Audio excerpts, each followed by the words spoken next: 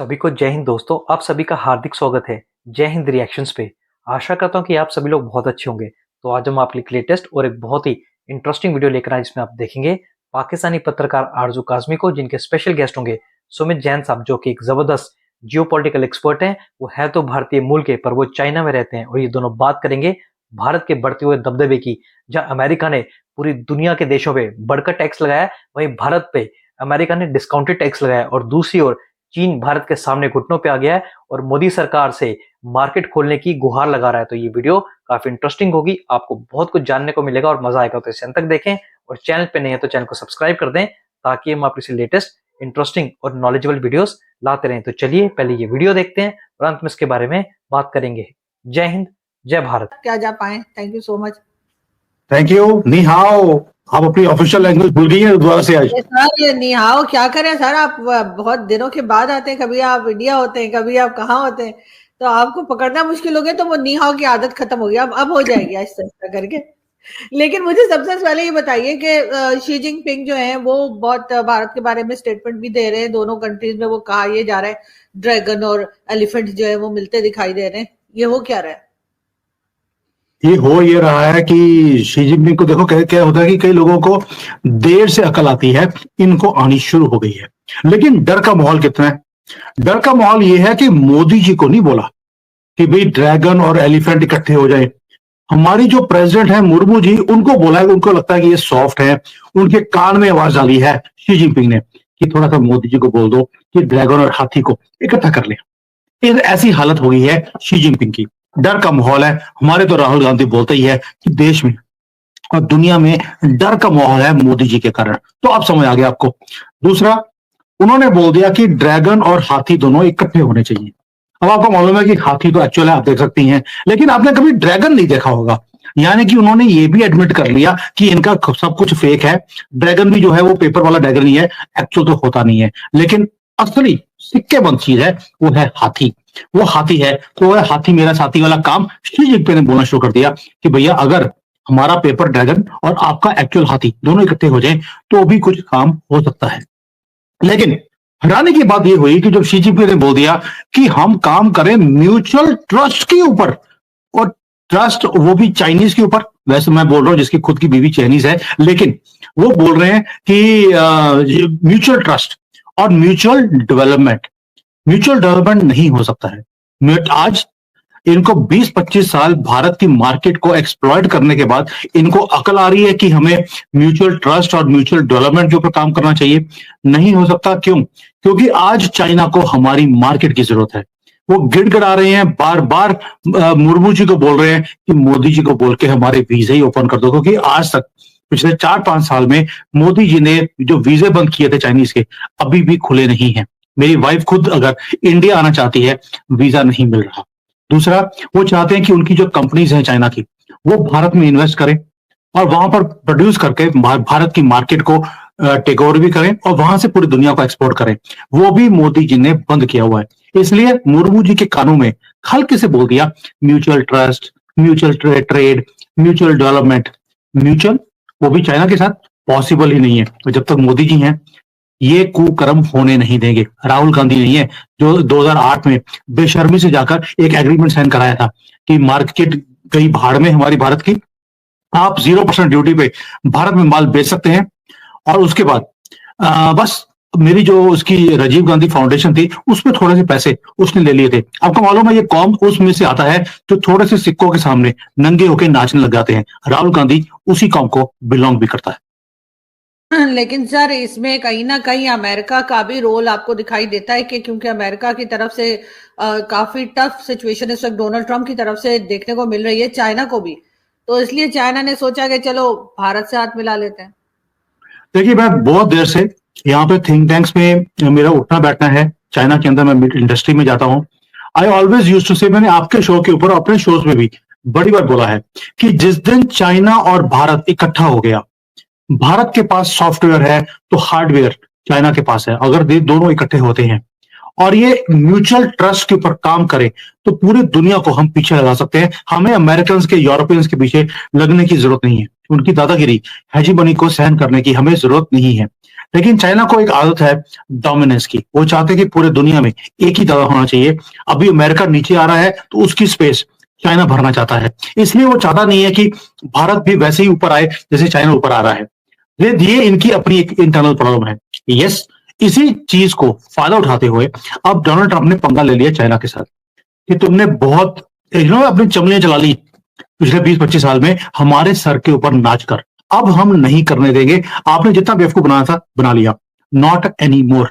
इसलिए जो ये सारा ट्रेड वॉर देख रही हैं आप दुनिया में हो रहा है, जो डोनाल्ड ट्रंप ने शुरू किया है, टैरिफ लगा दिए। अब तो 54% टैरिफ आज ही का दिन है जब 54% टैरिफ चाइना के ऊपर लग गया है, यानी कि चाइना को अनकंपैरेटिव बना दिया है।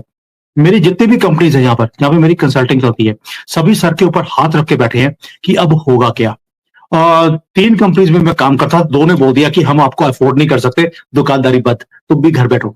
तो ये हालत हो गई है चाइना के अंदर कि जो कंसल्टेंट्स है उसकी सैलरी देने के भी पैसे नहीं है, क्योंकि एक तो आपने भी आग में घी करने का डालने का काम किया, सी पैक को उनको पूरा पैक कर दिया, सारे पैसे खा गए, अब इनके पास मेरी सैलरी देने के पैसे नहीं है।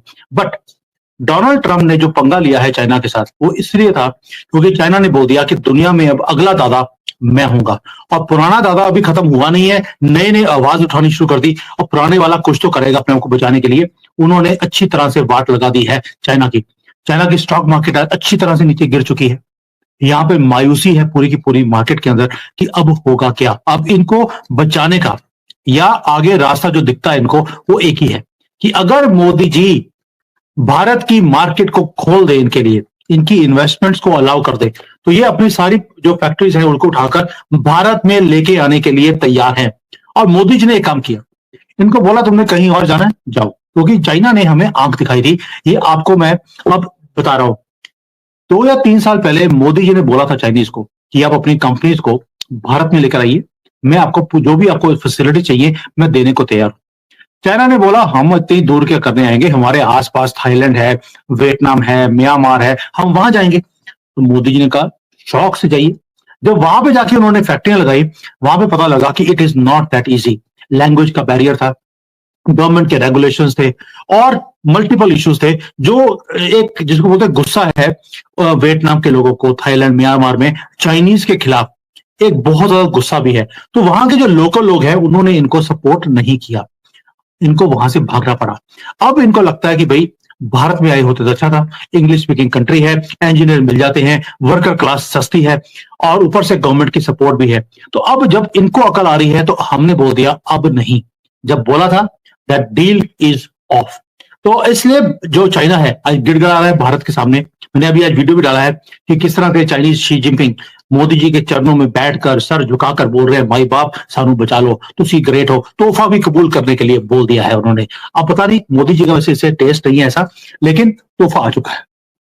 बिल्कुल, लेकिन खैर मोदी जी उस पर रिस्पॉन्स करेंगे। लेकिन खैर यहाँ पर तो हम यही देख रहे हैं कि इस वक्त चाइना और भारत जो है वो आपस में उनकी क्योंकि दोस्ती होने जा रही है या बातचीत होने जा रही है, तो फिर हम सोच रहे हैं कि हमारा क्या होगा, यानी वो कहते हैं ना तेरा क्या होगा कालिया, तो वो वाली सिचुएशन यहाँ पे बनी हुई है। लेकिन सर मुझे ये बताइए कि डोनाल्ड ट्रंप जो है सुबह से हमारे यहाँ न्यूज चल रही है, जो टैरिफ उन्होंने लगाए डिफरेंट कंट्रीज के ऊपर, पाकिस्तान के ऊपर भी 58% लगा दिया है, और आपके शायद 52% है भारत का। कैसे देख रहे हैं आपके ख्याल से बाकी जो दुनिया या बाकी जो कंट्रीज हैं वो उसको कैसे लेंगे?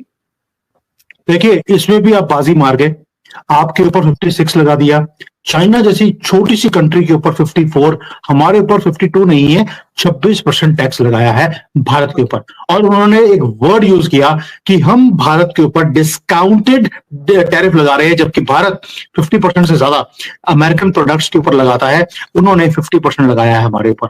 और हमें फर्क भी नहीं पड़ेगा क्योंकि जिस चीजों के ऊपर टैक्स लगाया है वो हम एक्सपोर्ट करते ही नहीं है। इसलिए मुझे सबसे बड़ी हैरानी पूरी लिस्ट में यही हुई कि उन्होंने आपके ऊपर 54 या 56% टैक्स लगा दिया। वो भाई आप एक्सपोर्ट तो करते नहीं, जिहादी जाते हैं उन्होंने। सर हम भी तो 26% लगाते हैं ना अमेरिका के ऊपर, वो भी तो देखे ना।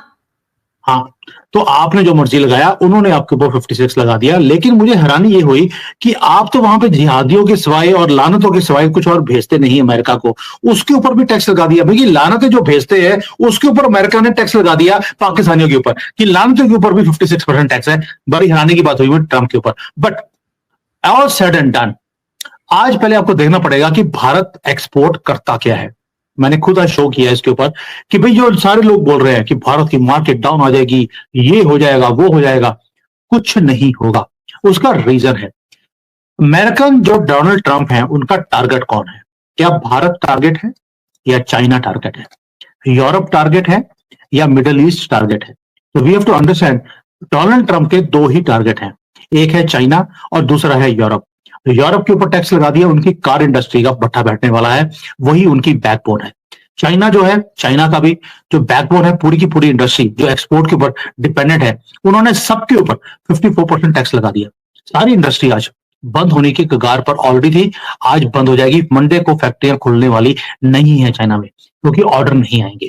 तो टारगेट चाइना है, लेकिन वो चाइना को अकेले को नहीं बोल सकते थे, क्योंकि नहीं तो WTO में जाकर वो केस हार जाते। इसलिए उन्होंने पूरी दुनिया के ऊपर टैक्स लगा दिए। अब भारत के ऊपर आते हैं। भारत की जो इंडस्ट्रीज है, जो हम एक्सपोर्ट कर रहे हैं, उसके अंदर IT के जो प्रोडक्ट्स हैं उसके ऊपर टैक्स नहीं लगाया, क्योंकि 0% टैक्स है उसके ऊपर। लेकिन फार्मा है, सारी की सारी जो दवाइयां अमेरिका में मिलती हैं वो भारत से जाती हैं। अगर उन्होंने टैक्स लगाया उसके ऊपर, यानी कि अमेरिका किसी और से दवाई ले नहीं सकता, क्योंकि वो बनाता नहीं है। Bharat already factory of the world है मेडिसिन के अंदर। दैट मीन डिपेंडेंसी अमेरिका की हमारे ऊपर है। जिस चीज के ऊपर डिपेंडेंसी है उसके ऊपर 25% टैक्स लगा दिया, उनकी मेडिसिन महंगी होने वाली है। नुकसान किसको होगा? भारत को फर्क नहीं पड़ने वाला, अमेरिकन कंज्यूमर को इसके ऊपर फर्क पड़ने वाला है। उन्होंने गाड़ियों के ऊपर टैक्स लगा दिया। और भाई इंडिया एक्सपोर्ट करता ही नहीं गाड़ी अमेरिका को, तो अगर टैक्स लगा भी दिया तो फर्क की पड़ता है। मुझे समझ नहीं आ रहा कि इतना ज्यादा हुआ हो रहा है पूरे दुनिया में कि ये गाड़ियों के ऊपर टैक्स लगा दिया। और भाई हम जो गाड़ियां बना रहे हैं भारत में, उसकी 6 महीने से लेकर 1 साल की वेटिंग है। इतनी ज्यादा गाड़ियों की डिमांड है, हम अपनी डिमांड पूरी नहीं कर सकते, अमेरिका को गाड़ी क्या एक्सपोर्ट करेंगे? मुझे समझ नहीं आती लोगों की अकल की। उसके ऊपर उन्होंने बोल दिया कि भाई हम ये ना जो बाकी के ऑटो पार्ट्स हैं उसके ऊपर ड्यूटी लगाएंगे। बाकी ऐसे ऐसे टैक्स लगाए हैं जिसके अंदर हम एक्सपोर्ट करते ही नहीं है, इसलिए हमें कोई फर्क नहीं पड़ने वाला। हाँ, आप जो लानते भेज रहे हैं उसकी थोड़ी सी कमी हो सकती है, क्योंकि इतना टैक्स लगा दिया है, हो सकता है आप थोड़ा कम कर दें, हमें फर्क नहीं पड़ेगा। चाइना की वाट लगा के रख दिया ट्रंप ने। दोस्तों आशा करता हूँ कि वीडियो को आपने अंत तक देखा होगा और आरजू काजमी और सुमित जैन साहब का ये पूरा डिस्कशन आपको काफी पसंद आया होगा और इस वीडियो में आपको बहुत सारी जानकारी मिली होगी। तो ये वीडियो अगर आपको इंटरेस्टिंग लगी है, इसे लाइक और शेयर जरूर कर दें और अपने विचार हमें कमेंट सेक्शन में लिखकर जरूर बताएं। और एक बार फिर चैनल पर नहीं है तो चैनल को सब्सक्राइब कर दें। तो चलिए फिर मिलेंगे ऐसी किसी मजेदार और दमदार वीडियो में, तब तक अपना ध्यान रखिए। जय हिंद, जय भारत।